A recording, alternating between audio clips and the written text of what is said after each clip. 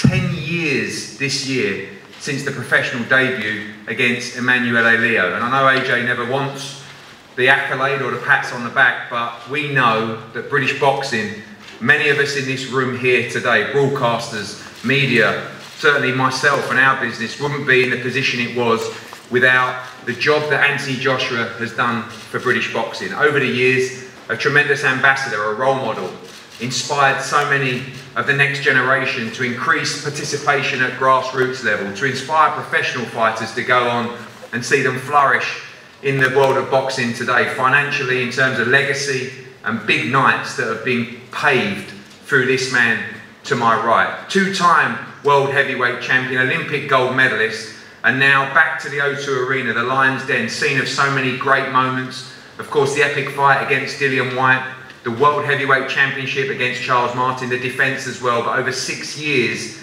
since he's been at the O2 in the capital against this man to my left, Jermaine Franklin. We saw him in a tremendous fight with Dillian Whyte, a very close one at Wembley last November. Now he believes he's got his opportunity to, what he says, shock the world and make his name in the elite table of the heavyweight division. For AJ this time around, a new member to the training team. Welcome to Derrick James, Trainer of the Year. AJ training hard in Texas, ready for this big moment. And of course, welcome to Jermaine Franklin and Dimitri Salita, who believes his man has what it takes to, as we said, potentially shock the world at the O2 Arena on April the 1st. As you said, AJ has been one of the most dominant heavyweights of this generation, and it's a great honor for us and a great opportunity. To us, the fact that we got this fight shows that Jermaine is the unofficial winner of the fight versus Dillian Whyte. In that fight, Jermaine showed that he can perform thousands of miles away from home in front of hostile fans and showed that he can win a fight where he's not the favorite. So Jermaine, this fight is about trajectory. Jermaine, in his professional career, has beaten many undefeated fighters before anyone has ever heard of him. He's fought on American television, and it all kind of came to fruition when he fought Dillian Whyte. And April 1st is Fool's Day in the United States. I don't know if it's in the UK, it is. So the critics are going to be fooled and Jermaine's going to be the winner. You've seen in that fight against Dillian Whyte, his confidence will be at another level now, having operated at that point of the division. I know that a lot of people will always look at AJ and they know there's a pot of gold through victory against him, and everyone will see flaws, but you believe the timing's right for Jermaine Franklin in this fight? Yeah, again, Anthony Joshua is a great fighter, and a lot of respect for the team, and we're grateful for this opportunity. And Anthony is one of the most accomplished heavyweights ever. And he's had his ups, Olympic gold medalist, amazing fight with Charles Martin when he won the title early, Vladimir Klitschko, an all-time classic. But then, if you look at AJ closely, his defenses after that fight, just a little bit, just missing just a little bit. And then June 1st, 2019, a fight that's forever ingrained in my mind. Different trainers, wins, losses. I believe that it is the perfect time for Jermaine, who has lots of similarities to Andy Ruiz. He's not the biggest heavyweight, great chin, power, volume puncher. When he gets hit, he's going to come back and get you. So I believe that we have all the ingredients to score the upset. And obviously we know it's a big opportunity to fight Anthony Joshua, but the rewards of victory are huge. Incredible. A true story of why boxing is so great, because in one night you can change your life. And Jermaine has been working for this for a long time. You look at Jermaine's career, when he won the National Golden Gloves, he beat Cam Austin, who you probably know, multi-time national champion, one of the elite US amateurs. He never actually turned pro. And Jermaine, at the age of 19, beat this guy. Then he turned pro, significant wins over other prospects and other contenders, and now we're at the stage. The fact that Jermaine was able to perform as well as he did against Dillian Whyte shows that he has the mental strength and the capacity to deal with challenges outside of home, thousands of miles away. And when the bell rings and when the going gets tough, when Jermaine gets back to the corner, his trainer, Jesse, has been his voice since he's 12 years old. So if it's good, if it's bad, Jermaine is going to trust what he's hearing. Derrick James is a great trainer, but there's only so much you can do in 3 months. And when the going gets tough, and I believe it will get tough with Jermaine, we'll see how AJ reacts. You look different. I don't know whether it's you look like, you knew maybe 2-3 weeks ago that there was a potential fight with Anthony Joshua. You look lighter. you look more confident. Is that a result of the work you've put in since the Dillian Whyte fight, or the confidence that that fight gave you? But a huge opportunity in your life on April the 1st. I've always been confident in myself. I never lacked in confidence, but I just been working, you know, got home and got right back in the gym. And didn't waste no time, didn't really take no time off, wasn't messed up from it, so yeah, just been in the gym working, waiting. Take us back to that night in November against Dillian Whyte. You surprised a lot of people. Not many had heard of you before that fight. In American boxing and the circuit, everyone knew what a talent you were. You've obviously watched the fight back. You still believe you should have been victorious that night, and I guess you believe there's a lot more to show in the arsenal of Jermaine Franklin. Yeah, I mean, I feel like I won the fight 7-5 from what I watched. But, you know, it's boxing. I'm not going to cry about it. I know how stuff goes. So it was just back to the drawing board for me. Getting back in shape, trying to improve on different things, looking at different aspects, different ways to attack, different points of my game. So just overall improving. A different kind of style this time around. I saw your interview on the DAZN boxing show.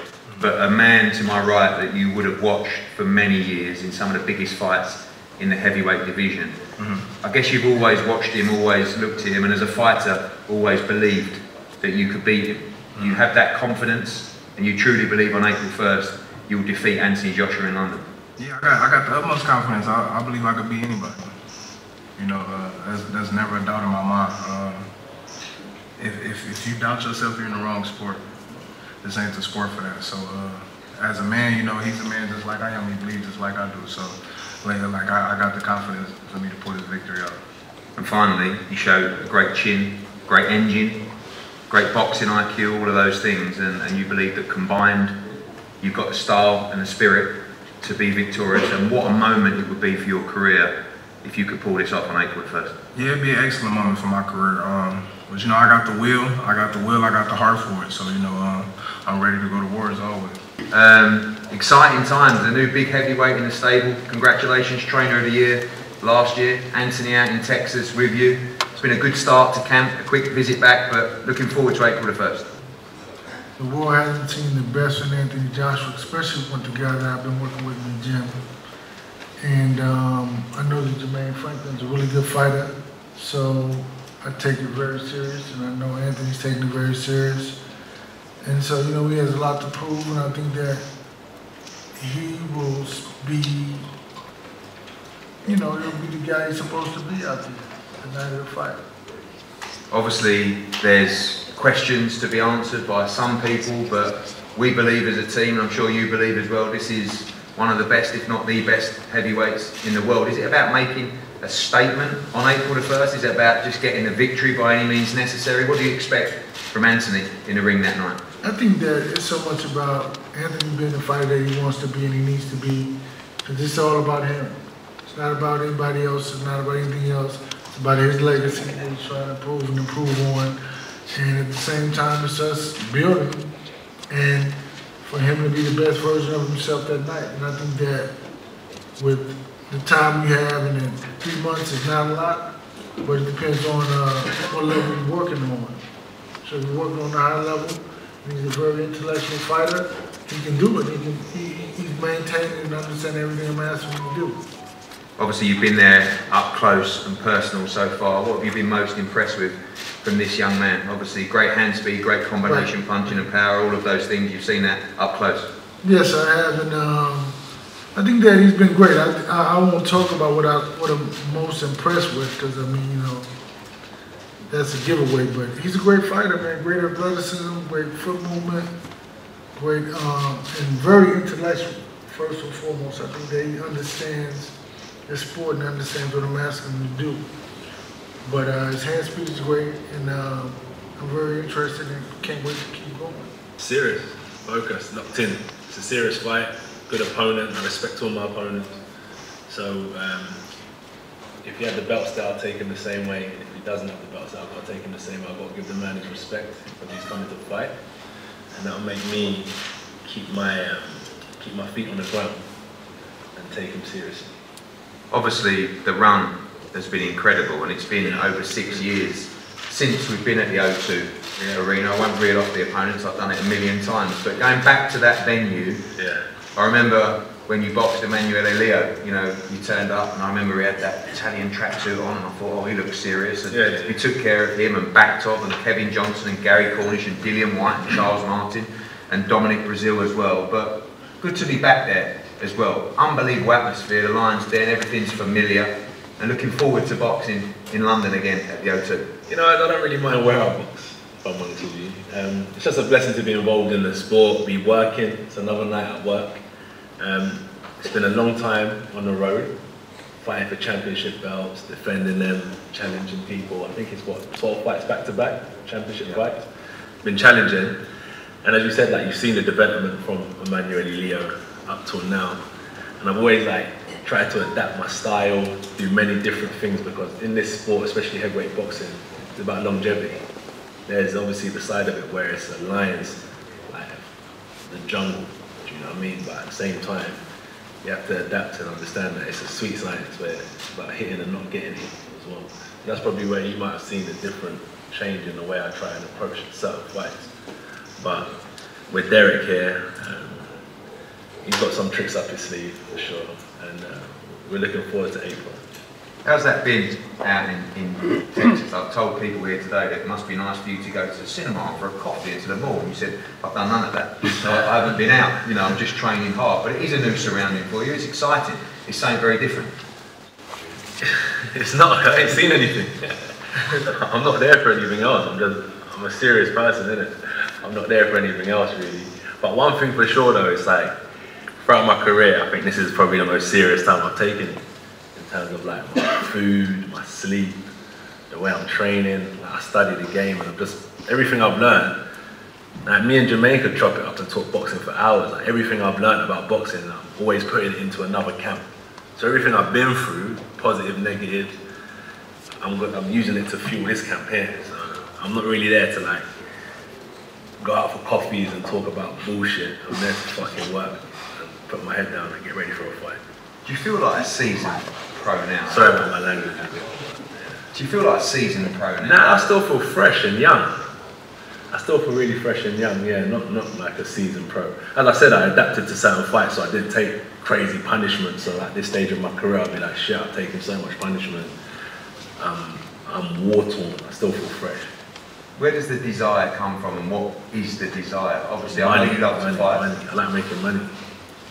Straight up, like, this is a prize fighting sport. Like, I've been broke, my family's been broke, I know what this shit means, and I do it like because I'm good at it and I hustle hard, and when it's all said and done, no one will care about me no more, so I've got to make the most of it while I'm here. And you're still in love with the sport of boxing? I mean, you've given so much back. I know what it did for you as a kid. Well, there's a difference. So what happened is, people say like, question where people's heads at. Like, is his head in the game? But like, that's one thing. I think waking up every day is just a normal everyday thing, right? You don't think about it. So going to the gym for a fighter is just a normal everyday thing. So many fighters go to the gym every day. But there's a difference when you put your heart into it.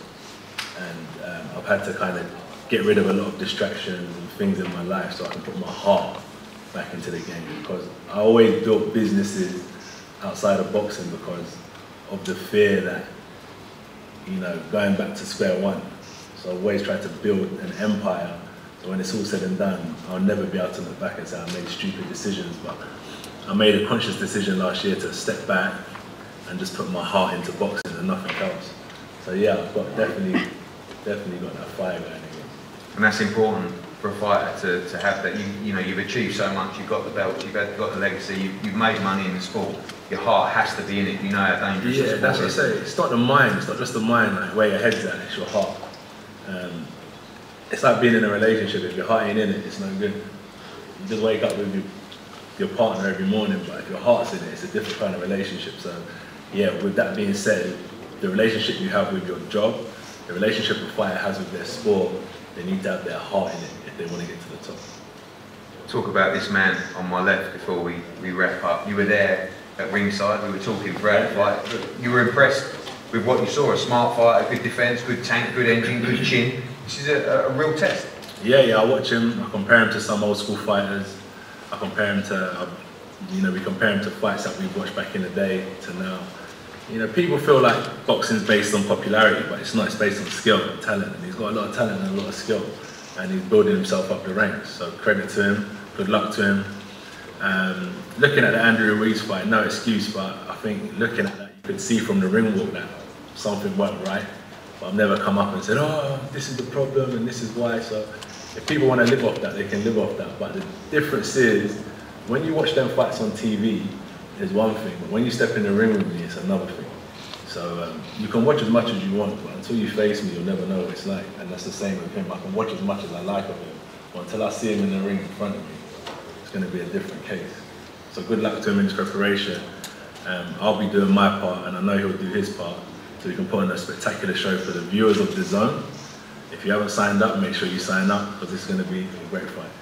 And last question, when you make that ring walk and going into the fight, all the pressure that you've had over the years, is it just another fight? There's a lot of people saying that a lot is on the line for you on April 1st, but for you it's just business as normal. There is pressure in this fight? No pressure.